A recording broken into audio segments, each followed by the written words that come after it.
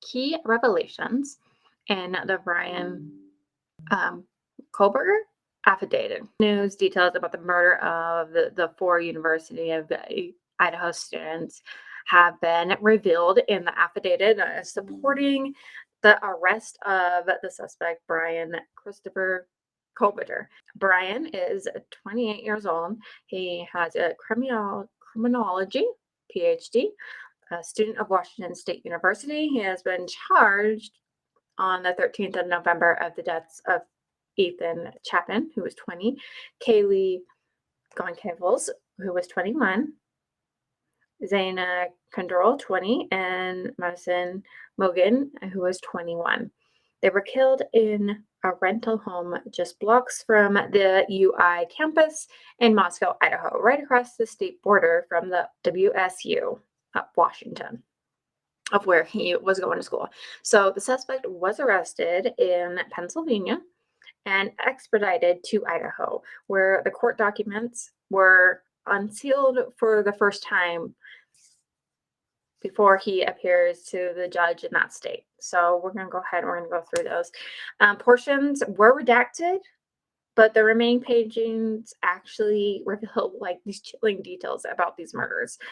Among them were the surviving roommates that came face to face with this killer, and cell phone records and police traffic stops indicate that he been chasing the home, and DNA from his knife sheath was used. Forensic evidence was able to connect them with the grad students to the crime.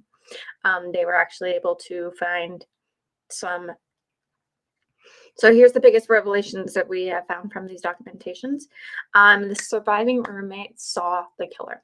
Okay, so one of the roommates who lived with three of the victims on King Road residents told actually investigators that they spotted the killer and overheard him telling the victims, "I'm going to help you," before stabbing them to death. Okay.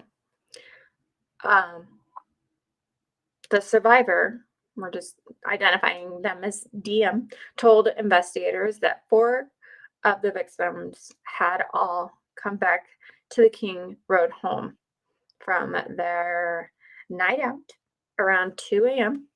and were in their rooms by 4 a.m., except for Kernoodle, who got up to collect a DoorDash order around that time.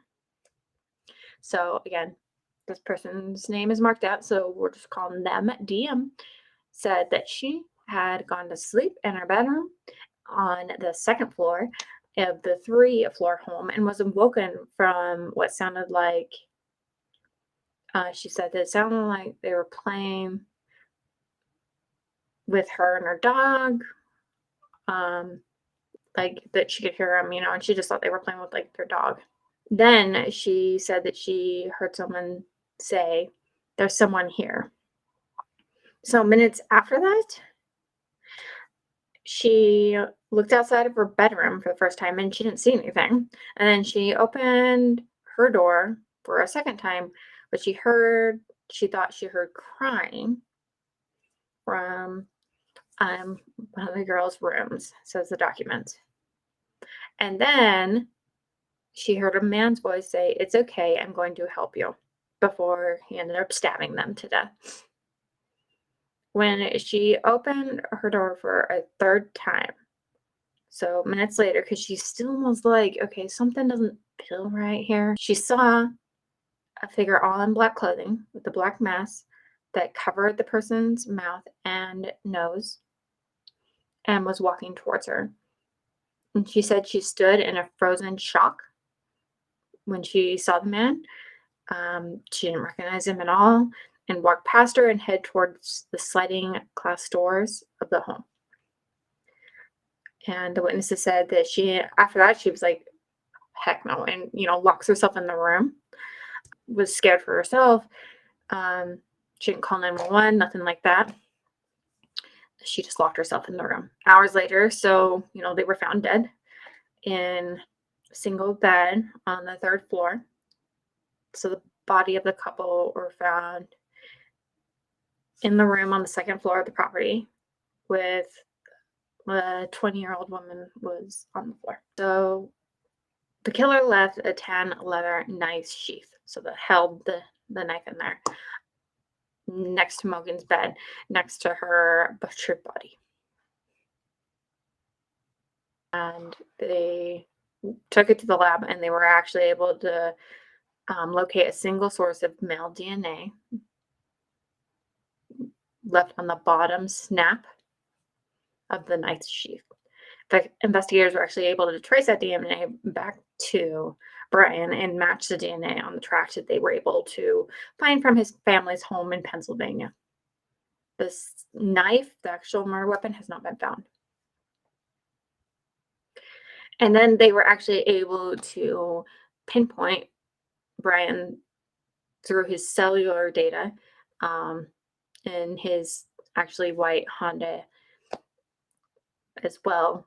And he was captured on surveillance footage driving from his home to Washington State to King Road at the time of the murders and then back again. So they think that he turned off his cell phone for the night of the murders to try to avoid detection, but because his car actually gave off a ping,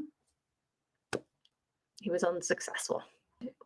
Prior to this massacre, investigators are actually believing that he stalked that victim's particular home at least 12 times before actually murdering them. And cell phone records shows that his phone pinged in the area of the King Road home at least 12 occasions prior to the time of the murders.